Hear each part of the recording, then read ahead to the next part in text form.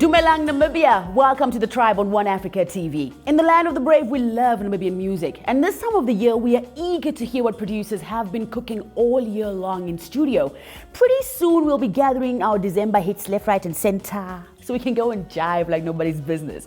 My name is Shea Ulenga, and this week on the Tribe Exclusive, we feature fire producer DJ Kboz, who just got back from making music in the northern parts of the country.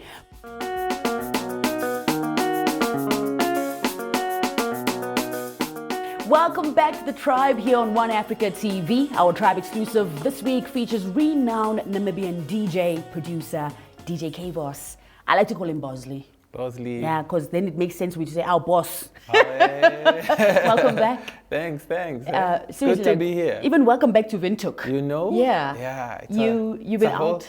It's a whole different experience coming back. Yeah, I feel like a foreigner in Windhoek. Are you serious? Yeah. Just different, the whole environment. Different, the whole vibe, the environment, the people. Yeah. Like you can really see there's a huge difference between people in Windhoek and people in the north. Yeah. We'll talk a bit more about that in a bit. Mm-hmm. But last time you were here, it was when you were releasing 38. 38, yeah. And we were talking about the music, we were talking about what went into it, and it's been a crazy year for you since then. Mm-hmm. What have you been up to? What's been cooking? What's been going on? Especially now that you've released your gin, hookah, and cherries. Gin, hookah, and cherries, Before we even go into my question, what's about the name? Gin, hookah. What's going on? I mean, it's an Amapiano EP, and Amapiano is not about anything else. Amapiano is about the chilling life, you know, it's about the cherries, it's about the hookah, and I saw people love their gin, you know, so I was actually chilling at a party with Spooza and the Slaughterhouse. Shout out, and that vibe was nice. Yeah. And then when I got home, I was like, I'm gonna call my EP Gin, Hookah, and Cherries. Yeah, because that's all I experienced while I was there. And it was Amapiano from morning to evening, so I got to understand why they love Amapiano and the vibe that goes with it. Yeah. And that's the vibe of Amapiano. For people who haven't experienced or taken a listen yet, like what's happening on the album? Like what's happening in that space, Gin, Hookah, and Cherries? Like who did you work with? Collaborations? And I collaborated with a very, very talented singer. Her name is Radu. Yeah, I worked with Swazis. I just like those boys, you know. They always bring the energy. You know, I worked with the Slaughterhouse crew. Yeah, I like their vibe, you know. Yeah, they've got a different energy around them. Pretty much. Yeah. And they remind me of the days I was young when I started. I had that same hype they had, you know. And I hadn't seen that hype in such a long time. So seeing it in then, it's like they took me back to my 20s. That's right. They took me back to that vibe, took me back to Kboz Street Volume 1. You understand? Yes. So, you know, now that you're mentioning it, actually. So it's kind of like you're looking at yourself and you're like, I wish I could go back to those days. And then I had Sally on it. I had Slikati. If I've forgotten someone, Esho, how can I forget Esho? Yeah, I'm always working with her because she's just good in studio, easy to work with. Doesn't take more than 10 minutes to finish a song. And figure it all out. You understand? Yeah, so you need artists like that. So so those were the artists I worked with, and I just decided to make it nice and easy, you know, not the heavy Amapiano that people are used to. I just calmed it down a little bit, put some KB sound in it, and voila. Yeah. Do you think that we're constantly adapting with the flow of the continent, really? And Amapiano is really one of the top genres right now. Namibians are on that bandwagon as well. Does it sink in for us to jump on that, you know, for us to be part of that? Here's the thing, and it's also a debate I had with producers on our producers page on WhatsApp, where they were saying, you guys are doing music hoping the South Africans will and Nigerians will recognize you. And I had to correct them and say, no, we're not doing it because we are hoping South Africans recognize us. We're doing it because it's what's being demanded in the country. Even right now? Right now. Nice. So as much as we're trying to push the Namibian sound, we must also know who the consumers are. And the consumers, unfortunately, are not our peers, Shay. The consumers are the young kids. And these kids know what they want, and you can't give them a sound that they don't want. So I'm not doing Amapiano because I'm hoping Maporisa is going to listen to my song. I'm doing Amapiano because the kids in Namibia want to listen to that. So hip hop, when it goes to SA, when South Africans started doing hip hop, they were not doing it because they were hoping, oh, Dre Eminem would hear them. or Dre will. They were doing that because the kids are all vibing with Travis Scott and whatnot. So the hip hop artists in SA also adapted to that sound so that they can cater for their audience in South Africa. In that country. Yeah, so that's why we do it. So don't get it twisted, guys. We're not trying to be recognized. We're just we're going with the vibe. Yeah, yeah. Actually, the vibe is what's happening right now. Exactly. Yes. And it's also good that we've got Namibian producers who are creating it so that they can play their own material when it comes to entertaining the masses. Yeah. If you wanna play, if the kids want amapiano and you say, okay, in my set I'm gonna do amapiano, then give them your amapiano. Absolutely, man. Also challenge yourself, man. Challenge Come yourself. on, man. Exactly. You also have some really fire singles out there, like with Chikune. Are those features on the album? No. Like coming up. Like the one with Chikune, we've been procrastinating on working together, and so when I did the amapiano EP, she reached out to me and she was like, hey, I also would love to do something with you on amapiano. So I sent her the beat, and it went through a lot of changes, for it to come out the way it was. And by the time it came out, we were very happy with it. And as we speak, she's busy shooting a crazy video for it. Yeah. We see the pictures, of course, on social media. We're just waiting to see the final product at the end of the day. Tell us, Kboz, Namibian music, you've had the opportunity to explore it, experiment with it, and also create it at the same time. Are we truly unique? Is there really something that we can say, this is Namibian music, this is our sound, and this is what we're sharing with the rest of the world? Unfortunately for Namibia and for the rest of Africa, we cannot say we have a sound because we've been copying each other's sounds for a long time. The question is, who gets there first? You understand? Like when you listen to Nigerian music, people say Nigerians have an original sound, but they actually don't. Nigerians have just been chopping sounds from all over the world. So there will be like the Congo, Brazzaville, sukus here, and then a little bit of Kizomba, this here. And all of that, And then they basically just flow on top of another sound. It's just that because the Nigerians are big and the population, it makes it look like they've been there before us. But those sounds that they're doing, we've been doing it. Same with SA. SA, because they're the headquarters. Maporisa basically went to Angola. He was there for a month. And he came back with the Uhuru sound. Imagine. Where did he get it from? Where did he get it from? You understand, But because of their networks, it's easy for them to push that sound, and everyone will say, oh, the Uhuru sound, but it's actually a sound from Angola. So we do copy each other. It's just a matter of, like I said, who gets there first. But do you think also the fact that credit needs to be given to say this, do you think that would make, the recognition? Is it just, I'm going to take... It's tough, It's really, really tough. It's tough to trace. And until somebody comes out and says, hey, these guys copied my sound, we'll never really know. But I always tell guys, the best thing to do, just give credit where it is. Absolutely. If you borrowed a sound from somewhere, just let the people know. Don't let them discover later on and then they start. Then you look like a fraud. You understand? Just put it out there and just say, yo, guys, I adapted the sound from here and there. I mean, when you look at the credits, I'll give a huge shout out to Beyonce because she's been the queen of credits. If you open the leaflet of her album, there is like 21 people on one song. Even she sampled Soulja Boy, and she put it there. Vocal sample from Soulja Boy. So even if you're doing a 10-second sample, just put it all out there and avoid all the unnecessaries. We are about to give credit to DJ Kboz here on The Tribe. We'll be right back.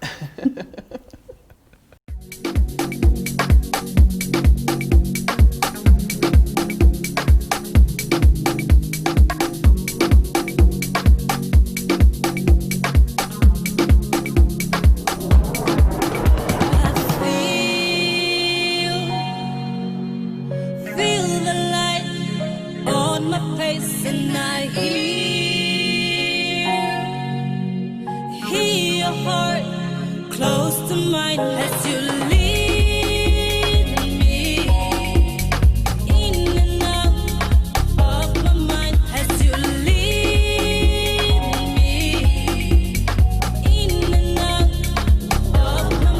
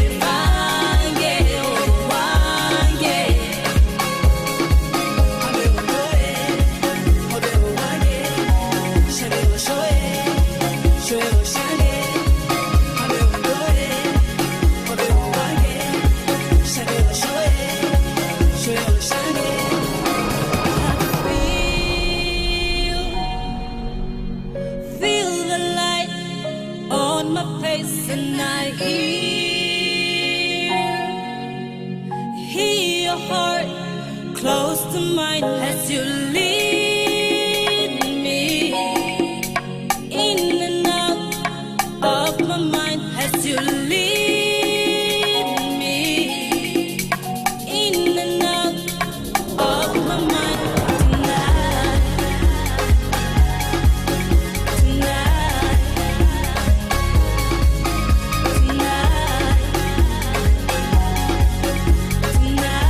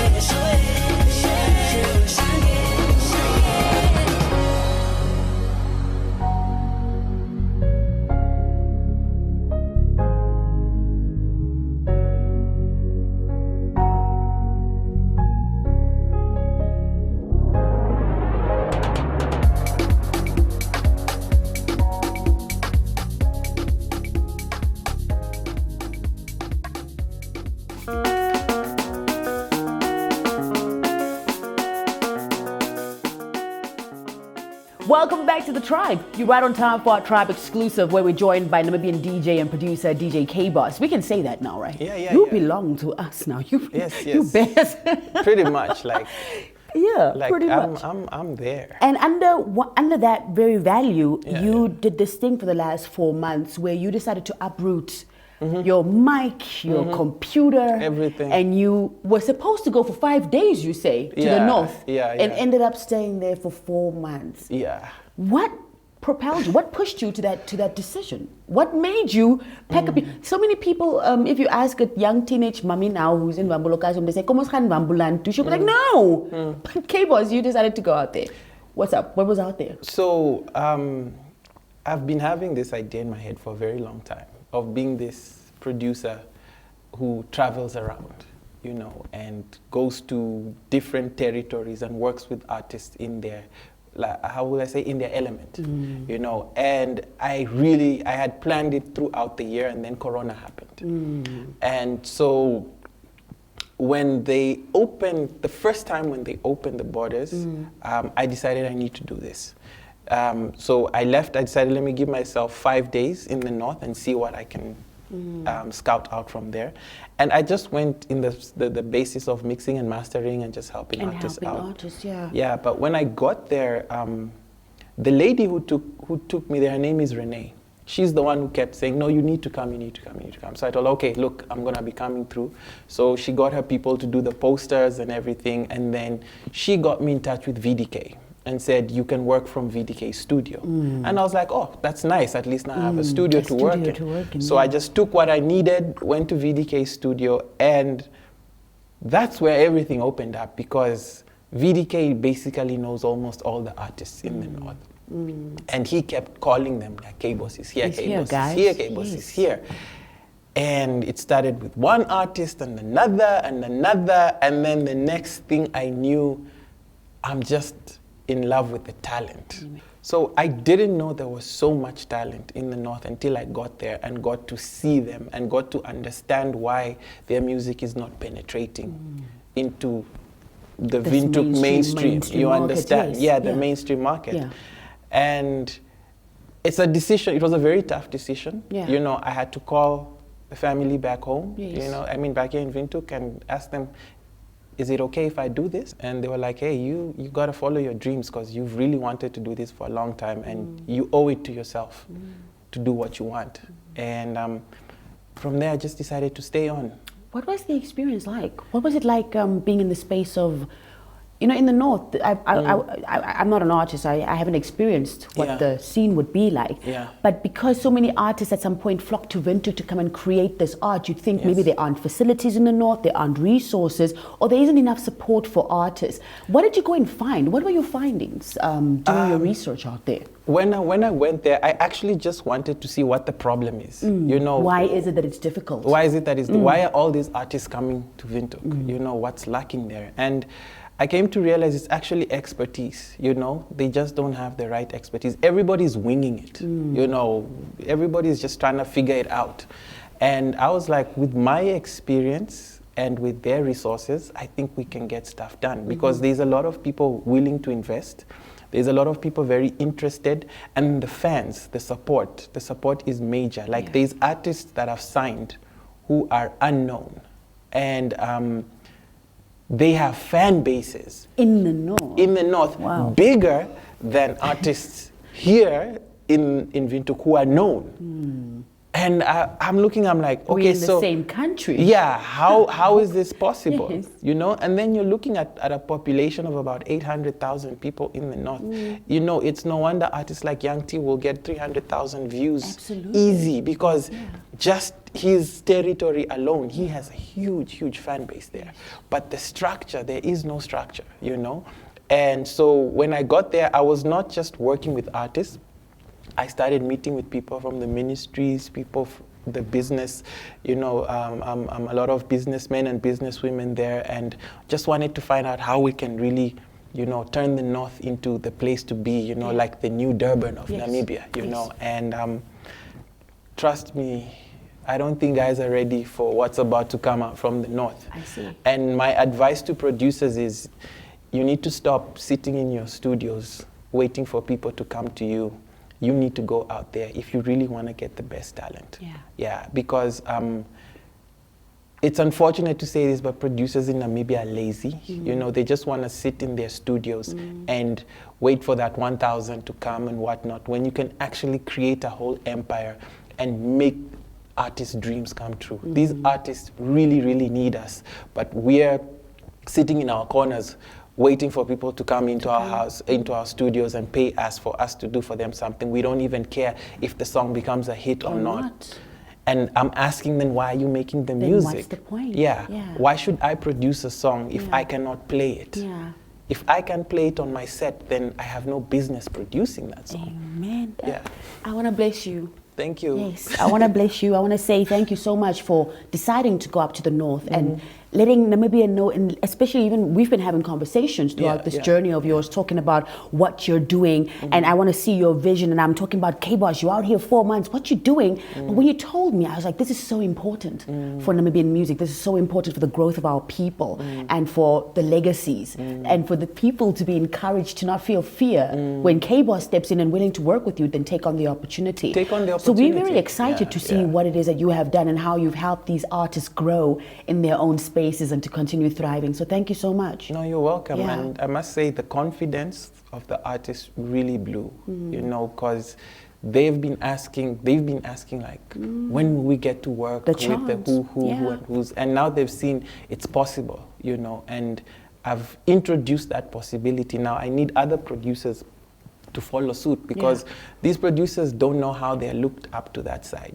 You know, you're busy here fighting for a small piece of cake when when there's the a cake bigger is yours cake. entirely. There's a bigger cake in Walvish Bay, in Swakop, in where, you know, you need to just take that risk and go. People don't want to take risks. Everybody is just about my money, my bread.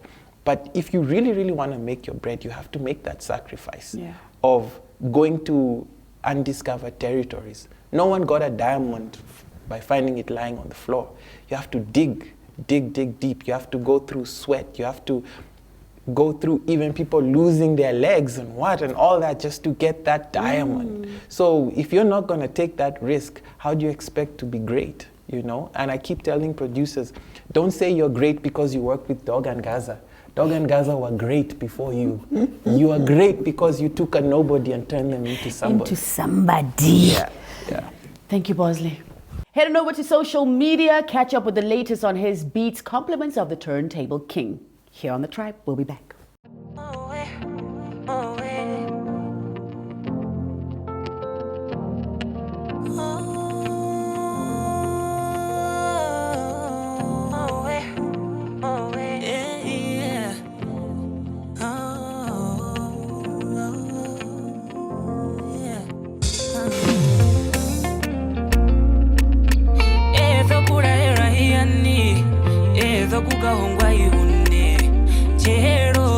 ndambo dhume onjo mouye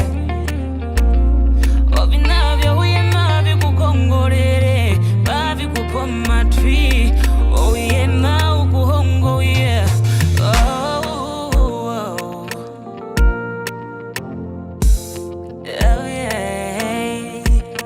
Dino ndibacha hinakulira Dino ndihine hode metotida Bodhia mbele mburuko mbura Tache tupa morotha Dimbele mburuko mbura Ndatunda kapita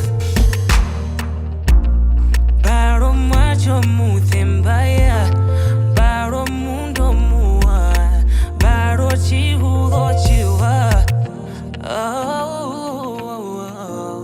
yeah Obinavyo uye mavi kukongorere Mavi kupoma twi Ezo kurahera hiani Ezo kukahongwa yune Chero ndambo dhume onjo mouye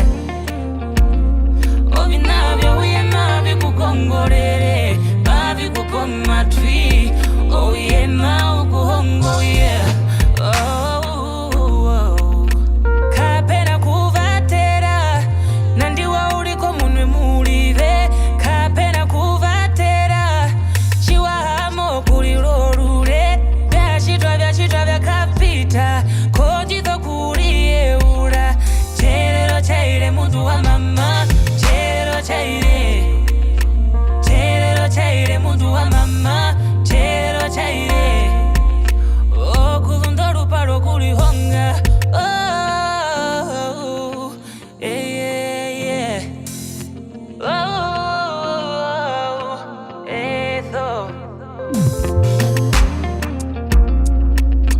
Etho kurahera hiani Etho kukahongwa yune Chero ndambo dhume onjo mouye Chero vichitwa vyanje Obinavyo uye mavi kukongorere Mavi kupoma tree